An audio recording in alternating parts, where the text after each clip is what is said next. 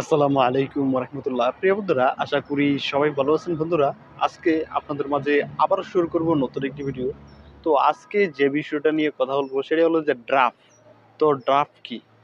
তো বন্ধুরা, এই ডাব কি? তো ডাব হলো একক ভরের দৈর্ঘ্য যখন আমরা বৃদ্ধি করব তখন আমরা সেটিকে ডাব বলবো। তো এটি যে প্রক্রিয়ায় করা হোক সেটিকে আমরা ডাব বলবো। তো এই ডাব আমরা কীভাবে ক্যালকুলেশন করতে পারি? তো এই ডাব ক্যালকুলেশন করার জন্য আমরা ডেলিভারি হ্যাংকে ভাগ করব ফিট হ্যাং দিয়ে, অর্থাৎ ডেলিভারি বাই ফিট ইকুয়াল যা হবে সেটি আমাদের ডাব।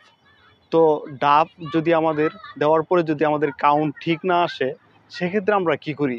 তো সেক্ষেত্রে আবার আমাদের ডাব নতুন করে দিতে হয়। তো এটি আমরা কিভাবে দিই?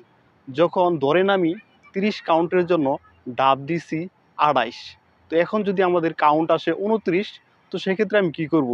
সেক্ষেত্রে আমি করব আমাদের যা ডাব দিছি 28 ডাব দিছি, 28কে আমি আমাদের যা কাউন্ট আসছে, প্রেজেন্ট কাউন্ট যা আসছে সেটি দিয়ে আমরা ডাবকে ভাগ করব। তারপর আমরা আমাদের কাউন্ট কত প্রয়োজন সেই ভাগফলকে আমরা সেই যা আমাদের কাউন্ট প্রয়োজন সেটিকে আমরা গুণন দিব।